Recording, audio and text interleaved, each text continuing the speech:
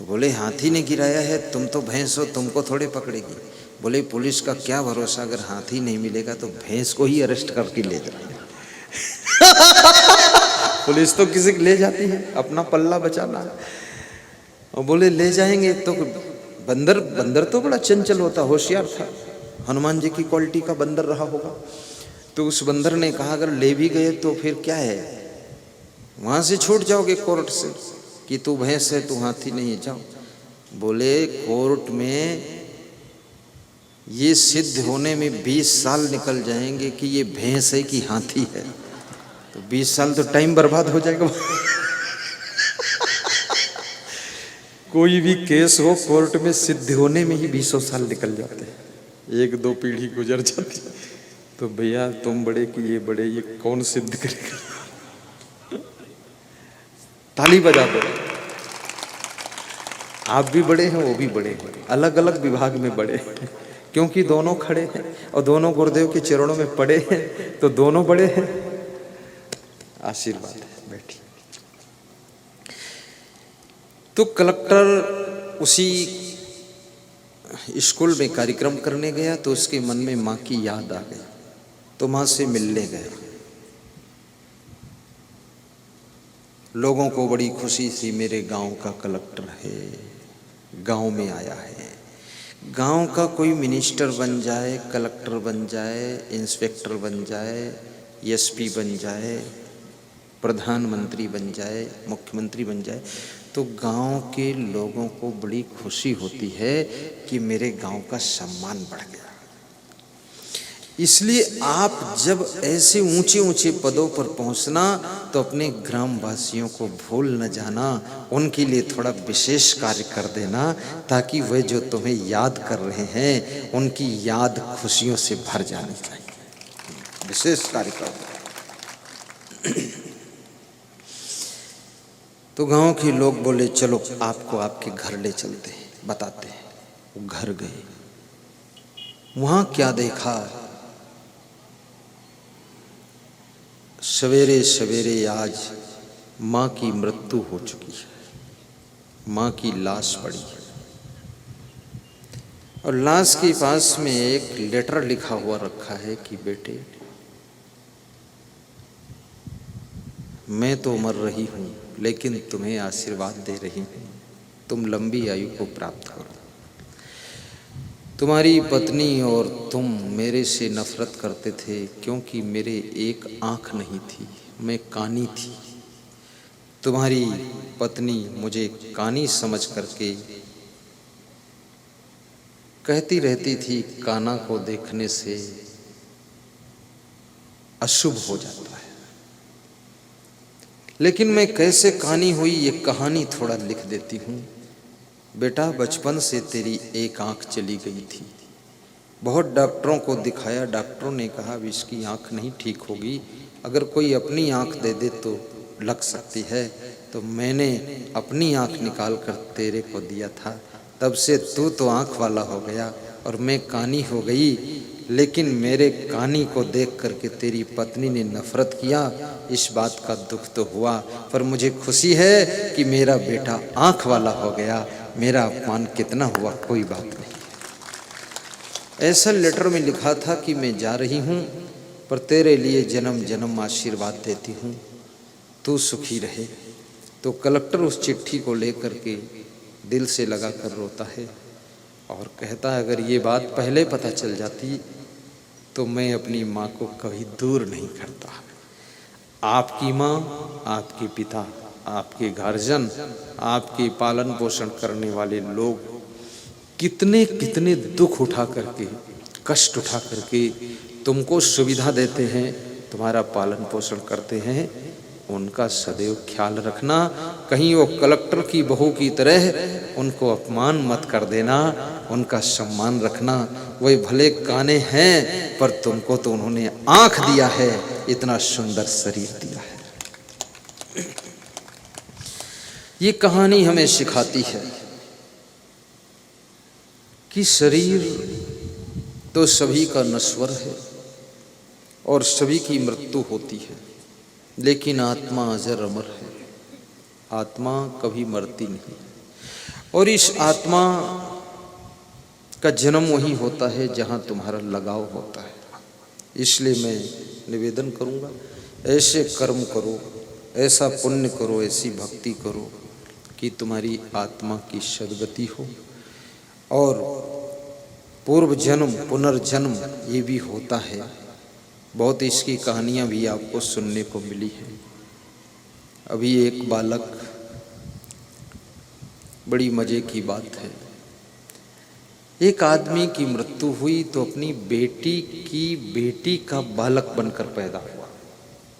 एक आदमी बेटी की बेटी का बालक, और वो बालक जब आया उस घर में अपनी माँ के नानी नाना के यहाँ, तो नाना की आत्मा वहाँ पहुँची जा कर के, और वो बेटी की बेटी का बेटा बन गया। तो आकर के उसने क्या कहा, अरे ये मेरा जो कमरा था इसको किसने गिरा दिया है? तो उसकी माँ ने कहा नया बन रहा। अच्छा कोई बात नहीं, मेरी बंदूक लाइए, कहाँ है? तो बंदूक दिखाए, अरे इसको इतनी गंदी कर डाला, तुम्हारी बुद्धि नहीं तुम लोगों को? छोटा बालक 5 साल का 4 साल का डांट रहा था, लाइए कपड़ा इसको भी साफ करते हैं। और दबंगई के साथ कहा कि संभाल कर रखना, अब दूसरी जगह जन्म हो गया लेकिन इसका ख्याल रखना घर का, उंगली उठा करके। तो इससे सिद्ध होता है कि आत्मा का पुनर्जन्म भी होता है। पूर्व जन्म में भी ये आत्मा थी और ये शरीर छोड़ने के बाद फिर से जन्म होगा, और उसी घर में भी तुम आ सकते हो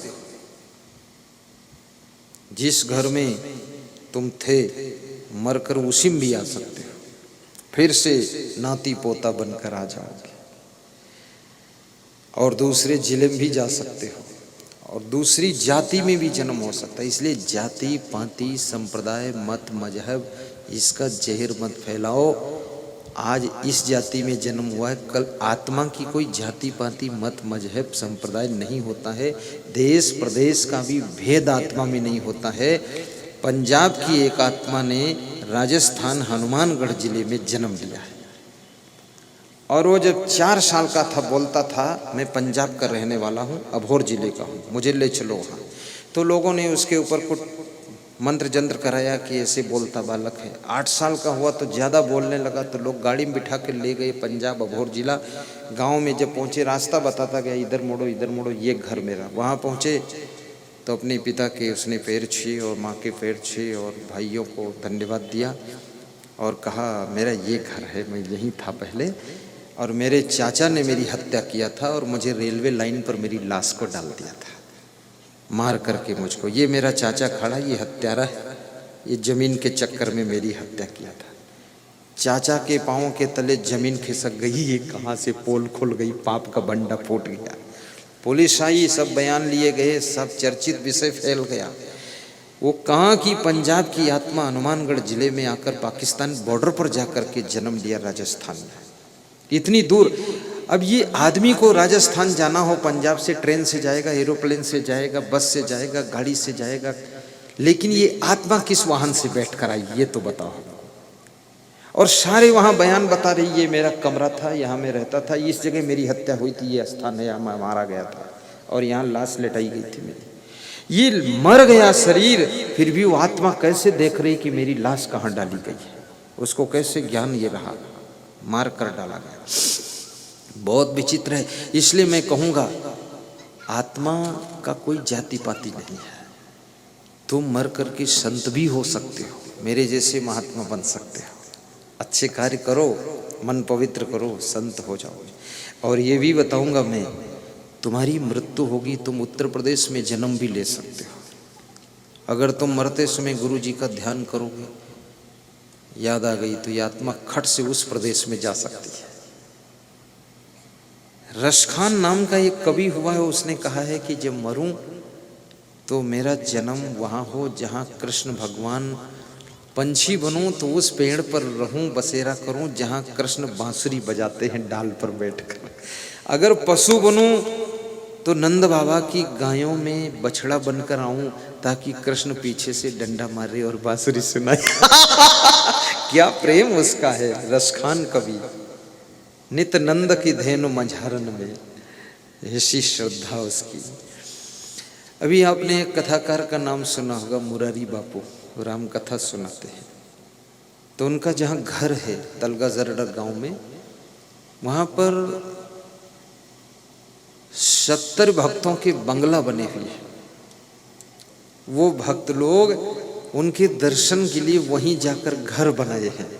उनके गांव में 70 मकान एक जैसे। और मुरारी बापू जब जाते हैं तो सबके मकान में 5-5 मिनट घूम घूम के सबसे प्रेम से बोल के फिर चले जाते हैं। वो कहते हम बापू जी को देख लें, दर्शन कर लें, बस इतना है। इसलिए आश्रम भक्त लोग बनाना चाहते कि जल्दी दर्शन तो गुरु जी का हो जाए, कम से कम महीने में एक बार दर्शन मिल जाए, आश्रम बन जाए हमारे पड़ोस में, और या तो उनके पड़ोस में हम जन्म ले लें और दर्शन हो। ये तो कामना जरूर करना कि तुम्हारा अमेरिका में भी तुम्हारा जन्म हो सकता, 7 समंदर पार तुम्हारी आत्मा जा सकती है। इसलिए ऐसे भाव रखना अंदर कि मेरा दूसरा जन्म हो तो भारत देश में हो, और दूसरा जन्म हो तो मध्य प्रदेश में हो, और जन्म हो तो रतलाम जिले में सैलाना तहसील में हो, जहाँ गुरुदेव आकर के प्रवचन सुनाए, हम दर्शन करें। ऐसी जगह जन्म हो, जहाँ जहाँ गुरु जी जाते हों वहाँ जन्म होना चाहिए। दर्शन भी मिले, प्रवचन भी मिले, ज्ञान मिले, भक्ति मिले। प्रथम भगति संतन कर संगा, दूजे रति मम कथा प्रसंगा। गुरुपद पंकज सेवा, तीसर भक्ति अमान। चौथी भक्ति मम गुण गण, करे कपट तजिगा। मंत्र जाप मम दृढ़ विश्वासा, पंचम भक्ति सुवेद प्रकाशा। छठ दम शील विरति बहु कर्मा, निरत निरंतर सज्जन धर्मा। शतुई सब मोह मैं जग देखे, मोते अधिक संत कर लेखे। 8वीं अथा लाभ संतोषा, सपने नहीं देखहि पर दोषा। नवम नम्र सब सोच हीना, मम भरोस ही हर्षन दीना। नौमा जिनके कहु होई, नारी पुरुष सचराचर कोई। सो अतिशय प्रिय भामिनी मोरे, सकल प्रकार भक्ति दृढ़ तोरे।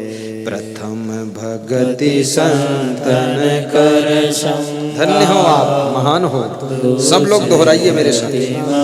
कथा प्रसंगा, प्रथम भगति संतन कर संगा। लयबद्ध गाइए, लाम बांध दीजिए, धाम धूम मचा दीजिए। जोर से गाइए, भाव से गाइए, मुस्कुरा कर गाइए, मधुर मधुर गाइए, मेरे साथ गाइए। तीसर भक्ति अमान, चौथी। और मन मन में सोचिए कि फिर जल्दी आना, जल्दी आना। ऐसा सोचते रहो, मन मन में गाते रहो। ऐसा मंत्र पढ़ो कि 1 साल बाद फिर आ जाओ। विश्वासा पंचम भक्ति सुवेद प्रकाशा। छठ दम शील विरति बहु कर्मा, अभय जैन गाइए। निरंतर सज्जन धर्मा, सतुई सब नोट टांगी। जग देखे, मोहे अधिक संत कर लेखे। अठोई अथालाभ संतोषा सपने हो नहीं देखहि पर दोषा। नव में नाम्र सब सोचलहीना मम भरोस ही हसन दीना। नौ माह जिनके एक होई नारी पुरुष सचराचर कोई। सो अतिशय प्रिय भामिनी मोरे सकल प्रकार भक्ति दृढ़ तोरे। प्रथम भगति संतन कर संगा दूजे रति मम कथा प्रसंग। बड़े भाग्य पाई सतसंगा बिनहि प्रयास होई भवभंगा। बिनहि प्रयास होई भवभंगा। भक्ति स्वतंत्र सकल सुख खानी बिनु सतसंग न पावहि प्राणी।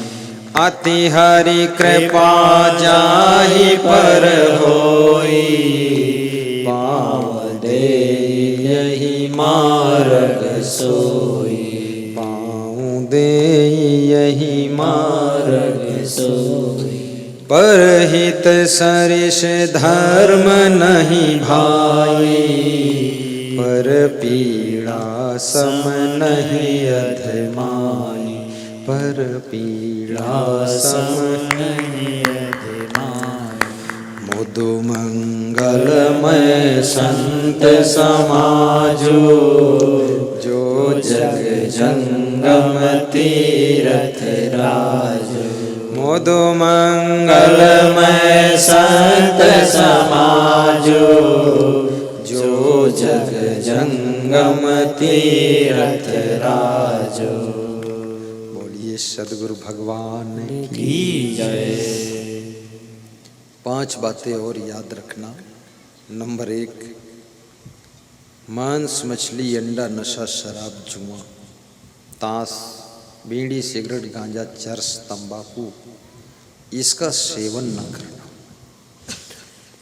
आपकी पत्नी बार बार आपको समझाती है छोड़ दो गांजा, छोड़ दो दारू, छोड़ दो अंडा। हे मेरे पति पंडा जी महाराज, अंडा छोड़ो महाराज।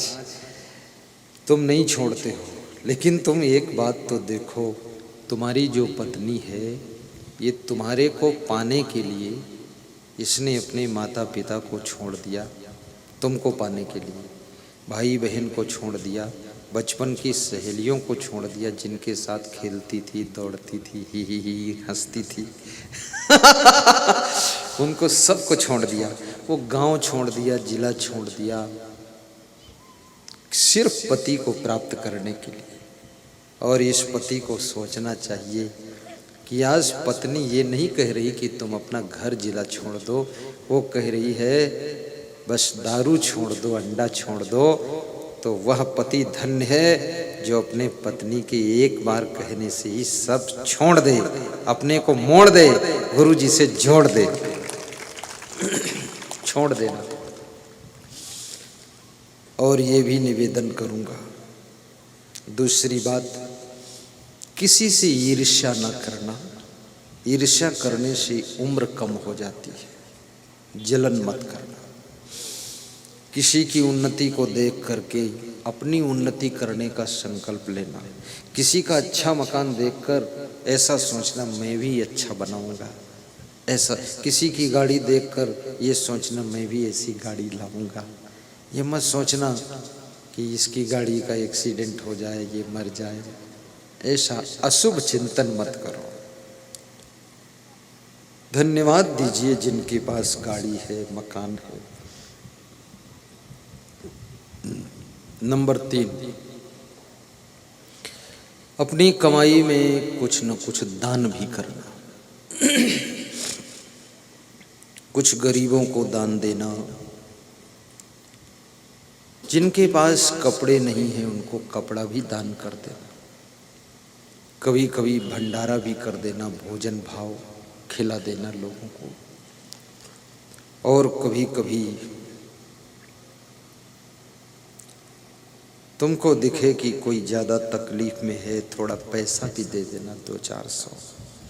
किसी गरीब की बेटी का विवाह हो, वहाँ जाना तो क्षमता हो, ये 50 रुपये 100 रुपये वहाँ न्योता मत लिखाना, उसको बता दो कि ये 10,000 पकड़ो, आप काम करो अपना, तुम्हारी बेटी मेरी बेटी है, ऐसा करना। और नंबर 4, अपने घर को साफ सुथरा रखना, गंदगी बिल्कुल न रखना, कच्चा घर हो या पक्का घर हो। और अपनी पत्नी को सताना मत, और पति को प्रताड़ित न करना। कितनी स्त्रियां अपने पतियों को भी बहुत प्रताड़ना देती हैं। सब पतियों की पसीना छूट गया है, मन में ध्यान लगाते हैं कब छूटेंगी सेंट्रल जेल से। ऐसा दुख मत देना अपने पति को। और मेहनत बहुत करना, धनवान भी बनना, पैसे कमा कर लाना और पैसे बचाना भी, और पैसे सही जगह खर्च भी करना। अच्छा मकान बनाना, अच्छी गाड़ी भी लाना, अच्छे कपड़े भी पहनना। और 5वीं बात एक और कि थोड़ा गुरुजी को भी दान देना ताकि हम टीवी चैनल में फीस देते रहें और गाड़ी में डीजल डालकर आपके यहाँ आते रहें, दर्शन देते रहें। और ताकि हम उज्जैन में आश्रम बनाएं और हर महीने में आपको आकर प्रवचन सुनाएं, ऐसा। इसलिए गुरुजी को भी दान देना। ऐसे हमारे पर्सनल खर्चे के लिए तो हमारे पास कोई ज़रूरत नहीं रहती है, सही बात बताता हूँ। क्योंकि इलायची भी नहीं खाता हूँ, लौंग भी नहीं खाता हूँ, बस रोटी सब्जी और दाल, 3 चीज़ें खाना है और बस ये पहनना है। इसमें टेलर की भी ज़रूरत नहीं रहती ज़्यादा, टेलर वेलर का काम ऐसे अपनी नाप का फाड़ लिया और बांध दिया, वो बस अल्लम जल्लम अलवा जलवा बस ओढ़ लिया। तो और मैं इसको प्रेस व्रेस भी नहीं करता। प्रेस क्या करना है, सब अल्लम जल्लम बांधना है। तो ज़्यादा हमारे पर्सनल में खर्चा नहीं, लेकिन हमारे पास जितना खर्चा है वो तुम्हारे लिए खर्चा है। जैसे हमें नेपाल बॉर्डर से सैलाना आना है, मान लिया सपोज, अब यहाँ से वो 1000 किलोमीटर होगा, 1100 किलोमीटर। तो 1100 किलोमीटर आने में कम से कम 1 लाख का तेल फूक जाता है। सभी गाड़ियों में 4 ट्रक आता है, 4 गाड़ी संतों के लिए आती है, 8, 2 प्रचार वाहन आते हैं, 10, 1 चेकिंग गाड़ी आती है, 11 गाड़ी आती है। ये 11 गाड़ियों का डीजल वो 14-13 ट्रक वो 25 रुपये प्रति किलोमीटर खाता है। वो तेल में ही स्नान करता है, बोलता मेरा नाम तेल नारायण है। तो उसमें ऐसा उसका अच्छा, अब मेरे को यहाँ आना ना हो तो गाड़ी की जरूरत ही नहीं है, लेकिन आना है क्योंकि आपको धनवान बनाना है, सुखी बनाना है। आप थोड़ा थोड़ा मुझे दान दोगे, मान लिया, लेकिन अगर आपकी दारू मैंने छुड़ा पाई तो आपका तो 100 रुपये रोज बचने लगा कि नहीं? 36,000 साल में बचने लगा। और कौन भक्त जो हमें 36,000 देता हो, 36 दे दे वही बहुत। तो बचत तो आपकी है। ये घर में आपकी बहुत कलह कलेश होता है। 10 लाख का मकान बनाया, 10 लाख की गाड़ी लाए और 10 लाख की लाड़ी लाए, ये सब लाए, खेती बाड़ी खरीदा, लेकिन शांति नहीं मिली क्योंकि घर में सब लड़ाई झगड़ा कलह कलेश। तो गुरु जी की वाणी से थोड़ा संतोष हो गया घर परिवार को, तो घर में शांति आ गई। तो गुरु जी को डीजल के लिए दान देने में क्या बुराई है? जो शांति 10 लाख के मकान में नहीं मिली, वो गुरुदेव के प्रवचन से शांति मिल गई है। इसलिए गुरु को दान भी करना चाहिए। और मेरे पास जो भी दान आता है, ज़्यादा से ज़्यादा तो मैं टीवी चैनल में ही दे देता हूँ, अपनी गाड़ी में डीजल उजल डाल देता हूँ। और फिर और ज़्यादा दान दो तो फिर मैं उज्जैन में आश्रम बनाऊँ, आपकी पड़ोस में बड़ा सुंदर आश्रम बनाने का विचार है। ये अल्लम गल्लम नहीं बनाना है, इतना सुंदर कि आपसे पूछूंगा कितना सुंदर बनना चाहिए, आप भी हमको सलाह दे देना। भक्तों के ठहरने के लिए कम से कम 100-200 कमरे होना चाहिए। कुछ विशेष भक्तों के लिए अलग ही मकान जैसा हो, फ्लैट जैसा, लेट बाथ किचन कमरा, थोड़ा उसमें दाल चावल सब्जी मसाला सब रख दिया, अपने आप बना लो खा लो भोजन। हमारे लफड़े में क्यों फंसोगे, भंडारा देर हो रही तुम भूखे हो रहे हो, बना लो उसी में अपने कमरे में, गैस चूल्हा रखा हुआ है। और कुछ भक्तों के जिम्मे जो ज़्यादा दान देंगे उनका प्रभाव वहाँ ज़्यादा रहेगा, तो उनके साथ 10-50 लोग आ जाए तो उनकी भी ठहरने की जगह होनी चाहिए। क्योंकि तुम किसी को लेकर आओगे तो ये तो सोचते हो कि गुरुदेव क्या चल रहा हूँ, तो इनको भी जगह मिलनी चाहिए, उनको भी। और फिर तुमको शरीर से भी सेवा थोड़ा देना पड़ेगा, क्योंकि ये मैनेजमेंट संभालने में मदद करना पड़ेगा। कांति भाई, ताला चाबी संभालना पड़ेगा, नहीं तो इतना हम लोग कहाँ संभाल पाएंगे। और मैं आप में से चुन भी दूंगा, कुछ इसमें बूढ़े लोग हैं वो घर में ज़्यादा उदंडता करते, उनको वहीं रखूँगा। उनकी बहुएं भी चाहती है कि ये डोकरा चला जाए तो अच्छा है, और मैं भी चाहता हूँ ये डोकरा हमारे यहाँ जाए तो अच्छा है, तो वहाँ संभालने का वो कुछ न कुछ करेगा। तो ऐसा आश्रम साधु संत के लिए रहने के लिए भी सुंदर से सुंदर कमरे, जो प्रबंधक संत है उसके लिए 2 कमरे लेट बाथ किचन, और जो मीडियम संत है उसके लिए 1 रूम लेट बाथ किचन खत्म। और जो ज़्यादा हाई टेक मैनेजिंग कर रहा है उसके लिए जितनी ज़रूरत हो उतनी व्यवस्था, सब संत का अलग अलग सिस्टम। मेरा भी आश्रम ऐसे ढंग से कि वहाँ 3 बार आपको रोका जाएगा तब पहुँचेंगे आप हमारे पास। क्या रोका जाएगा? बस यही कि टाइम से मिलो, अकेले कोई माता बहन नहीं मिलेगी, उसका पति साथ हो या भाई साथ हो तब मिलो, ताकि गुरुदेव पर कोई दाग न लगे, तुम्हारे गुरु को कोई कुछ उल्टा कह ना सके। इसलिए ऐसे तो सब माताओं बहनों का मन बहुत पवित्र है मेरे लिए, मेरा तो मन महापवित्र है, लेकिन फिर भी कोई कह भी ना सके, संदेह न कर सके, अरे वो असंग देव तो अकेले मिलते हैं लेडीज़ों को, ठीक नहीं है, ऐसा बोल दिया तो भी तुम्हारे गुरु की कीमत कम हो जाएगी। तुम कह दो मेरे गुरु ठीक से भी और ठीक हैं, वो सब परिवार के साथ दर्शन देते हैं, अकेले किसी को दर्शन नहीं देते हैं, ऐसा बताना। तो तुम डंका बजाकर बोल सकती हो, तुम बोल सकते हो कि मेरा गुरु टाप का, माई और बाप का मेरा गुरु आपका है, ऐसा टाप का। और मुझे टाप का ही रहना है, मुझे लफड़ा वाला काम करना ही नहीं है।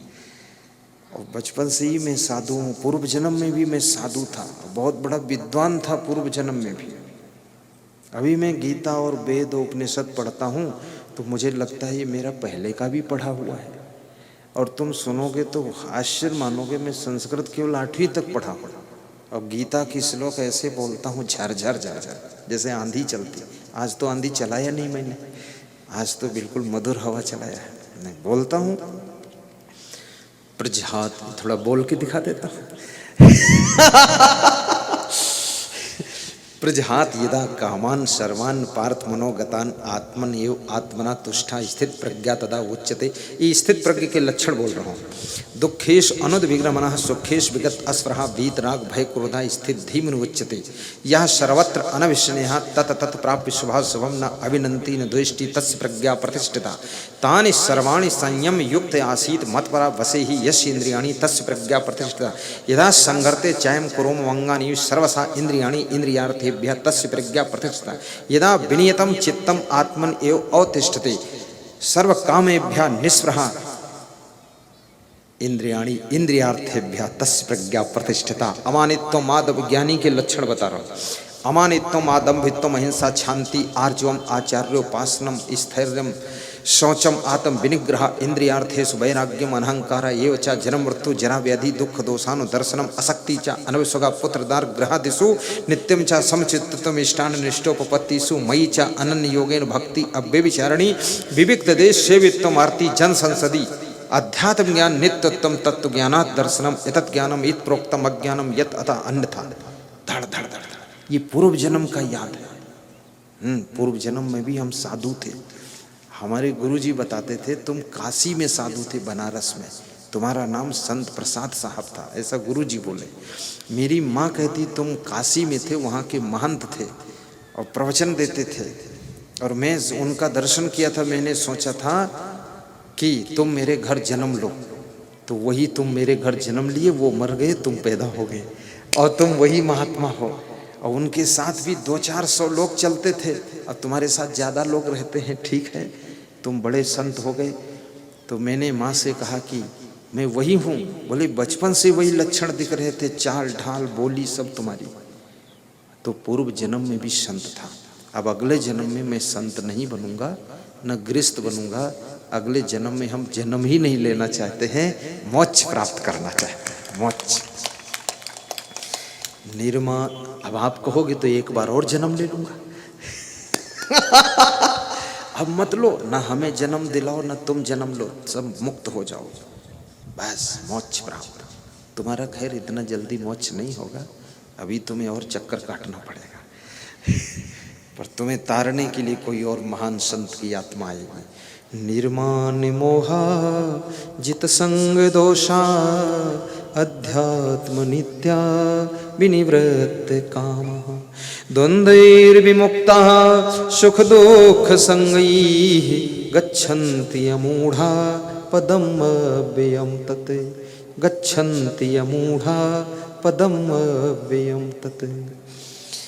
सर्वे भवन्तु सुखिनः सर्वे सन्तु निरामयाः। सत्संग विसर्जन होने जा रहा है, घुटनों पर हाथ रख लीजिए। हाँ, पहली अंगुली अंगूठा जोड़ लीजिए। जिनका स्वास्थ्य बहुत खराब रहता है वो सामने लगे हुए श्री च्यवन आयुर्वेद कंपनी की दवा लेकर खा लें, 2 महीने स्वस्थ हो जाएंगे। 4 महीने खा लें तो मस्त हो जाएंगे। 6 महीने खाएं तंदुरुस्त हो जाएंगे। 8 महीने खाएं तो चुस्त हो जाएंगे। 10 महीने खाएं दुरुस्त हो जाएंगे और 12 महीने खाएं तो मर जाएंगे। मत खाना जिंदगी भर दवा, बीमारी चली जाए तो दवा नहीं खाना चाहिए। श्री च्यवन आयुर्वेद की घुटना दर्द, पाइल्स, पथरी, स्टोन, शुगर की टाप की दवाएं। तीसरा, जिनका मन ज़्यादा परेशान करता, गुस्सा बहुत आती है, शांति नहीं मिलती है, उनके लिए आश्रम का बहुत सुंदर हमारे संत जी ज्ञान की पुस्तकें दे रहे हैं। ज्ञान के पेन, ज्ञान की कीरिंग, ज्ञान के फोटो, गुरु की तस्वीर। जिनके घर में भूत प्रेत का प्रभाव ज़्यादा दिख रहा है, गुरु की तस्वीर जाकर लगा दो, भूत प्रेत चुड़ैल सब निकल कर बाहर हो जाएंगे, शांति आएगी, वो वहाँ से प्राप्त करेंगे। आंखें बंद कीजिए। सर्वे भवन्तु सुखिनः सर्वे सन्तु निरामयाः सर्वे भद्राणि पश्यन्तु मा कश्चित् दुःखभाग् भवेत्। सुखी बसे संसार सब दुखिया रहे न कोई, ऐसी मेरी भावना पूर्ण करो प्रभु सोई। ध्यान मूलम गुरुर्मूर्ति पूजा मूलम गुरुपदम मंत्र मूलम गुरुर्वाक्यम मोक्ष मूलम गुरु कृपा। अरब खरब लो द्रव्य हो उदय अस्त लो राज, भक्ति महातम ना तुले ये सब कौने काज। शांति शांति शांति। सभी श्रोता 1 मिनट इष्ट देव का ध्यान कर ले।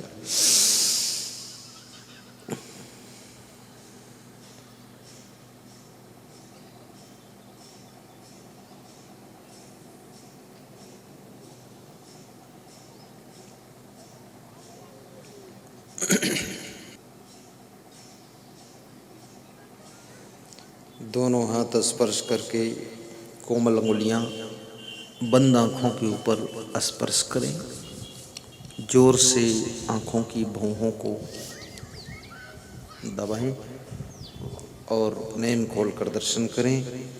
हाथ जोड़कर बोलें, जय कबीर, जय कबीर, जय महावीर, जय महावीर, जय श्री राम, जय श्री राम, जय क्षमादेव, जय क्षमादेव, जय गुरुमनदेव, जय गुरुमनदेव। अंजलि बांध लें, ऐसे नीचे रख लें अंजलि। अंजलि ऐसे बांधी जाती है। इसको क्या बोलते तुम लोग हैं? इसको क्या कहते? डोबा हैं? डोबा, डोबा बांधो।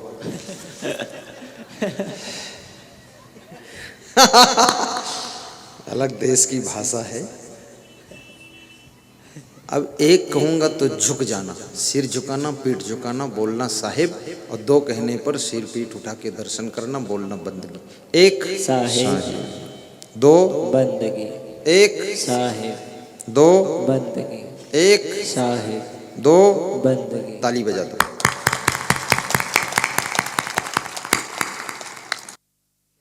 तो अब आरती की थाल में हाथ लगा लेंगे, सभी लोग भाव श्रद्धा पूर्वक आरती करेंगे।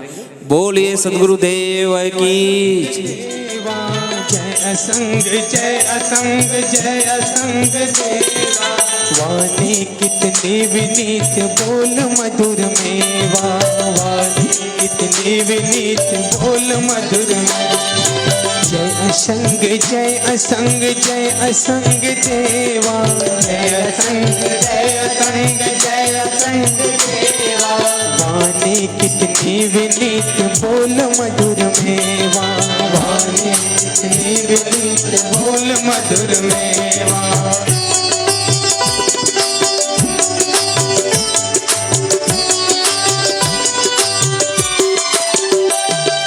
कंचन समनवल गात रेत वस्त्रधारी, कंचन समनवल गात श्वेत वस्त्रधारी। काम जयी क्रोध जयी पूर्ण ब्रह्मचारी, काम जयी क्रोध जयी पूर्ण ब्रह्मचारी। भक्तों की भीड़ लगे संत करे सेवा, भक्तों की भीड़ लगे संत करे सेवा। जय असंग जय असंग जय असंग देवा, वाणी इतनी विनीत बोल मधुर मेवा। जय असंग जय असंग जय असंग देवा, वाणी इतनी विनीत बोल मधुर मेवा।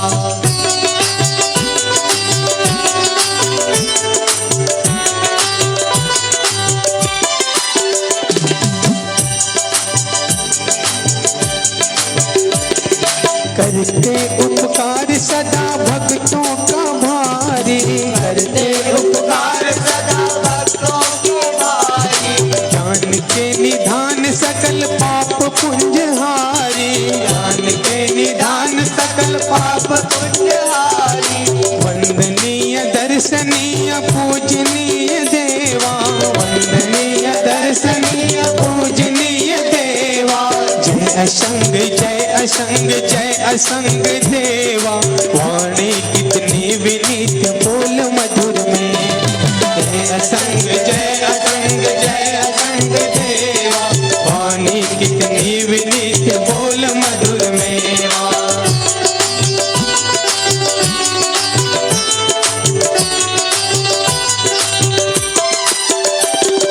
कर दो अनाथ को सनाथ नाथ मेरे, कर दो अनाथ को सनाथ नाथ मेरे। ज्ञान का प्रकाश भरो मानस में मेरे, ज्ञान का प्रकाश भरो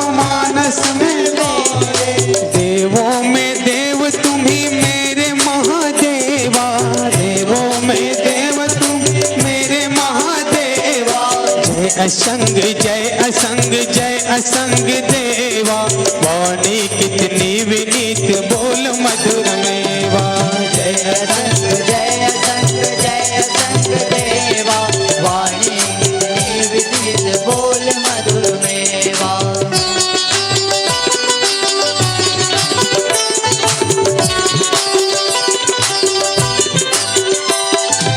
आरती विनीत करे काटो भ्रम भारी आरती विनीत करे काटो भ्रम भारी लोभ मोह दूर करो सत्य के पुजारी लोभ मोह दूर करो सत्य के पुजारी मन में बसे हो तुम्ही मेरे गुरुदेवा मन में बसे हो तुम्ही मेरे गुरुदेवा जय असंग जय असंग जय असंग देवा वाणी कितनी विनीत बोल मधुर में जय असंग जय असंग जय असंग देवा वाणी कितनी विनीत बोल मधुर में जय असंग जय असंग जय असंग देवा वाणी कितनी विनीत बोल मधुर मेवा जय असंग जय असंग जय असंग देवा वाणी कितनी विनीत बोल मधुर मेवा